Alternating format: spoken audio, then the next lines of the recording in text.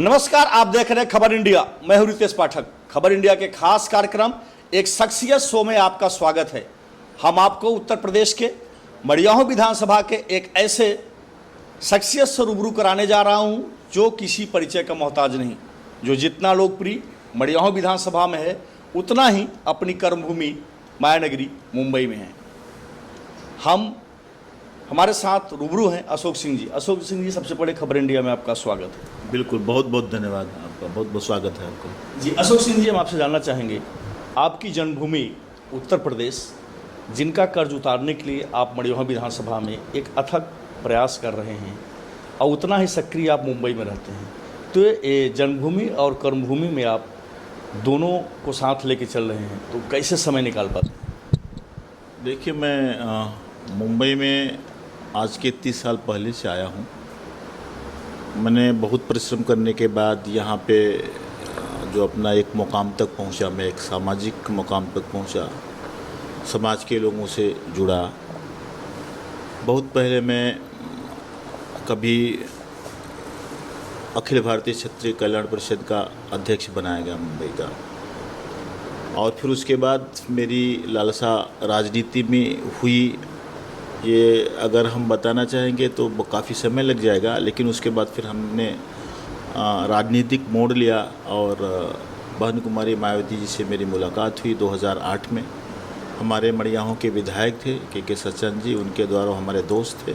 मैं गौशाला का उसमें अध्यक्ष था। तो मेरी मुलाकात जब वहाँ हुई, तब सीएम थी वहाँ की, उत्तर प्रदेश सरकार थी उनकी, बहुजन समाज पार्टी की। और फिर मेरा इंटरेस्ट उसमें जागा और फिर मैं मेंबर ऑफ पार्लियामेंट का लोकसभा का चुनाव यहाँ से लड़ा 2009 में। उसके बाद मैं पार्टी में सक्रिय रहा। फिर धीरे धीरे मैं महाराष्ट्र का प्रभारी इंचार्ज बना दिया गया, और 2014 का भी मजबूरी में मुझे चुनाव लड़ना पड़ा यहाँ से मेंबर ऑफ पार्लियामेंट का। उसके बाद 2017 का मैं चुनाव बहुजन समाज पार्टी से ही रामपुर खास से मडियाहू की तैयारी कर रहा था, लेकिन किसी कारणवश मुझे रामपुर खास से चुनाव लड़ना पड़ा था। फिर उसके बाद 2019 में मेरा किसी प्रकार से टिकट न मिलने के कारण एक हफ्ता पहले मेरा टिकट कटा था बहुजन समाज पार्टी से, तो मैंने वो भी चुनाव, चूँकि सारी चीज़ें तैयारियाँ हो चुकी थी, तो मैं 2019 में भी मेंबर ऑफ पार्लियामेंट का चुनाव लड़ा निर्दल प्रत्याशी के रूप में, और आज मैं उसी रूप में सक्रिय हूँ। फिर मैंने पार्टी ज्वाइन नहीं किया क्योंकि मेरे साथ धोखा हुआ था।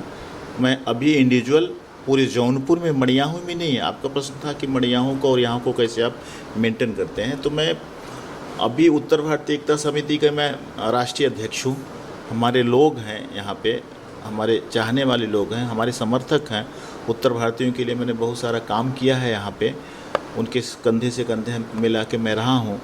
और मैं जब 2009 में भी चुनाव लड़ रहा था, तो जहाँ बसपा का 5000-6000 वोट रहता था, मैंने बहुजन समाज पार्टी से अपने बल पे 24,900 कुछ वोट हमने हासिल की थी। यहाँ से मानपुर एक विधानसभा है जहाँ से मैं बीजेपी के बराबर लड़ाई लड़ी।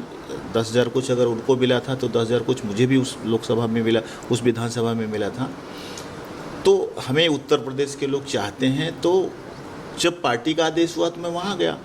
तो यहाँ ही उत्तर प्रदेश के लोग हैं, उत्तर भारतीय नहीं 40% तो 35%, 30% तो उत्तर प्रदेश के लोग यहाँ ज़रूर हैं।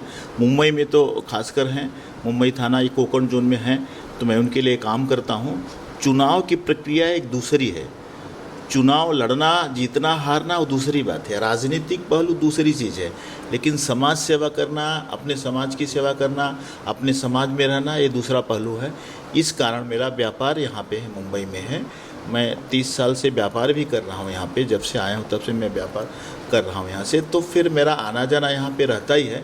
उस हिसाब से मैं समय निकाल के अपने व्यापार से जो कुछ भी समय निकाल के मेरा बचता है, वो मैं ज़्यादा से ज़्यादा यहाँ पे अपने समाज पे ध्यान देता हूँ, उत्तर भारतीय समाज पे ध्यान देता हूँ। तो उसको मैं मेंटेन करता हूँ, यहाँ पे भी मेंटेन करता हूँ। और उत्तर प्रदेश में तो अभी मैं, जौनपुर मेरा ज़िला है, जहाँ पे मैं पैदा हुआ हूँ। मडियाहू विधानसभा मेरा, मडियाहू मेरा तहसील है। मैं वहाँ पे लोगों के साथ रहता हूँ, समाज सेवा का काम करता हूँ। जो आदमी अपने माता पिता की सेवा नहीं कर सकता, ये मेरी सोच है। जो अपने गांव देश की सेवा नहीं करता, ज़िले की सेवा नहीं कर सकता, वो पूरे देश की सेवा नहीं कर सकता है। इसलिए मैं वहाँ पे रहता हूँ, वहीं से चुनाव लड़ना चाहता हूँ। बहुत सारे लोगों ने मुझे कहा कि वापस मुंबई से चुनाव लड़ जाओ, लेकिन एक बार मैं अपने ज़िले में गया तो मैं वहाँ मरते दम तक वहीं रहूँगा, वहीं चुनाव लड़ूंगा। और चुनाव लड़ने का मेरा मकसद ये नहीं है मैं सांसद विधायक और मंत्री बनूँ। चुनाव लड़ने का सिर्फ मेरा एक ही मकसद है, जो मैं भवन में जाके, विधान सभा में जाके जो चीज़ें नहीं बोल सकता, जो मैं लोकसभा में जाके, जो संसद भवन में जाके जो अपनी बात नहीं बोल पा रहा हूँ, उसके लिए मेरा चुनाव लड़ना है। मेरा दूसरा कुछ उद्देश्य नहीं है, मेरा पैसा कमाना मेरा उद्देश्य नहीं है। अशोक सिंह जी, जैसा आपने कहा कि आपको मातृभूमि का कर्ज उतारना है और इसलिए आप जो है चुनावी क्षेत्र की बात करें तो आप अपने ज़िले के क्षेत्र को आपने चुना है। दूसरी तरफ तमाम ऐसे जनप्रतिनिधि हैं जो चुन के आते हैं और बड़े बड़े वादे करते हैं और फिर वो वादे से मुकर जाते हैं। आप आज जनप्रतिनिधि नहीं हैं, फिर भी आप जिस तरह से सेवा करते हैं, क्या ये वादा जो है, ये संकल्प, आप चुनाव जीतते हैं अगर मड़ियाहू विधानसभा की आप तैयारी भी कर रहे हैं, तो क्या लगता है कि ये वादा अशोक सिंह जी इस वादे पे कायम रहेंगे? देखो, संकल्प सबका रहता है, सब उसको पूरा करने की कोशिश करते हैं। हर इंसान का देखने का नज़रिया अलग अलग रहता है, काम करने का भी नज़रिया सबका अलग अलग रहता है। जो सांसद विधायक बनते हैं, जीत के आते हैं, वो भी उतना ही काम करते हैं, और जो हार के जाते हैं, हारते हैं, वो भी उतना ही काम करते हैं। अब इस देश में अपोजिशन का रहना ज़रूरी है। अगर अपोजिशन नहीं रहेगा तो देश हमारा नहीं चल पाएगा। अपोजिशन को उतनी तेज़ी से, उतनी सक्रियता से रहना चाहिए जितनी कि सत्ता में लोग रहते हैं। मैं बगैर सत्ता का भी, जो आपने प्रश्न किया, बगैर सत्ता का भी उसी तरह से हूँ, सत्ता में जाने के बाद में उसी तरह से रहूँगा। मुझे सत्ता की चिंता ही नहीं है। मैं सत्ता में जब चले जाऊँगा तो जो फंड मिलता है उसको आपको खर्च करना पड़ता है, और तो पार्टी का प्रोटोकॉल होता है, आदमी करता है। मैं सिर्फ, आप मुझे ये कह सकते हैं कि मैं जिस ईमानदारी से आज हूँ, अपना पैसा खर्च करता हूँ, अपनी मेहनत का पैसा खर्च करता हूँ समाज के लिए, क्या उस सरकारी फंड को मैं उस तरह से यूटिलाइज़ कर पाऊँगा कि नहीं, जनता के लिए, उनकी सेवा के लिए? आपको ये अगर ये पूछना है तो मैं बेशक मैं वही करूँगा। अगर आदमी अपने पैसे को अगर जनता तक, उनकी सेवा तक, उनके दर्द को समझ के वहाँ पे पहुँचाता है, तो अपने खून पसीने की, मेहनत की कमाई को अगर वहाँ तक खर्च करता है, अगर उसको लगता है, जैसे कोरोना पीरियड में मैंने बहुत सारा काम किया, 3 महीने कंटिन्यू अपने घर से मैं निकलता रहा और बाहर रहा, और लेकिन लोगों के बीच में गया। मैं लोगों के दरवाज़ा खटखटा कर, उनको खटखटा करके, जो नहीं उठ रहे थे, जो डर रहे थे, उनको राशन पहुंचाने का काम किया। मैं डीएम से मिल के, जौनपुर के जो डीएम थे दिनेश कुमार सिंह, उस समय कोरोना पीरियड में, उनके साथ में मिल के मैंने लोगों तक, गरीबों तक राशन पहुँचाने का काम किया। तो वो एक जिज्ञासा, एक लालसा, क्योंकि पूरे जौनपुर से मैं नहीं लड़ सकता। जौनपुर में 2 लोकसभा है, 9 विधानसभा है, तो मैं हर जगह से तो चुनाव नहीं लड़ूंगा, लेकिन मैंने पूरे जौनपुर में भी काम किया। जौनपुर से रिलेटेड जो ज़िले थे, जो टच में थे, जैसे बनास थे, गाजीपुर थे, ये आजमगढ़ था, और इधर सुल्तानपुर प्रतापगढ़ था, वहाँ पे भी मैं लोगों तक राशन पहुँचाने का काम किया। मेरा पब्लिक सेवा करना, जो मेरा विधानसभा रिजर्व था, जो लोकसभा रिजर्व था, मेरा गांव रिजर्व में है, मछली शहर में है, मैं वहाँ पे भी राशन पहुँचाने का काम किया है। मैं अपने गांव में, अपने गांव के विद्यालय में भी राशन पहुँचाने का काम किया है। गरीबों को, जिनके पास व्यवस्था नहीं थी, सारी चीज़ों का कम मुहैया कराने का मैं काम किया था। वहाँ पे जो क्वारंटाइन लोग हो रहे थे विद्यालय में, वहाँ पे मैं पहुँचता था।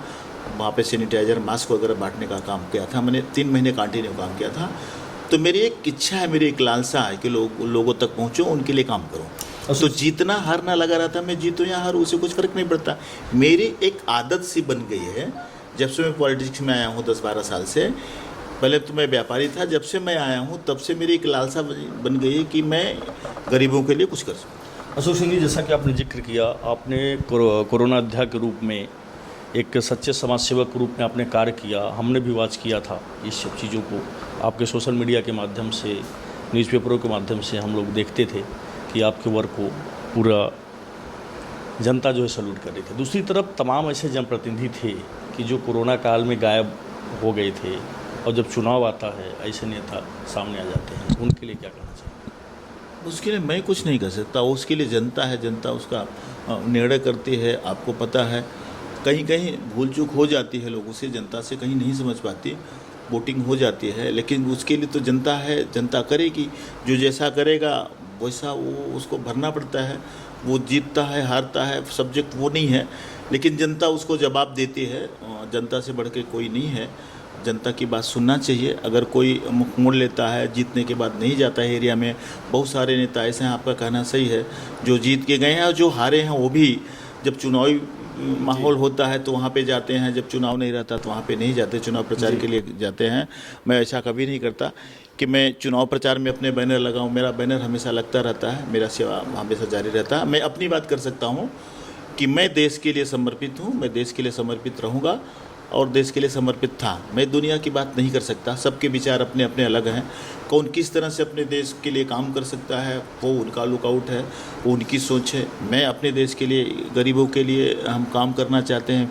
मेरे पास 2 रुपये जो है उसमें से अपने परिवार को 1 रुपये की रोटी देने के अलावा 1 रुपये जो मेरा बचता है वो मैं अपने समाज में, अपने देश के लिए खर्च करूँ। जी बिल्कुल अशोक सिंह जी, ये तो समाज सेवा की बात हुई, जनहित की बात हुई। दूसरी तरफ जो है 2022 यूपी विधानसभा आ रहा है, तो क्या अशोक सिंह जी 2022 विधानसभा का चुनाव किस विधानसभा से लड़ेंगे, इसके लिए क्या तैयारियां चल रही?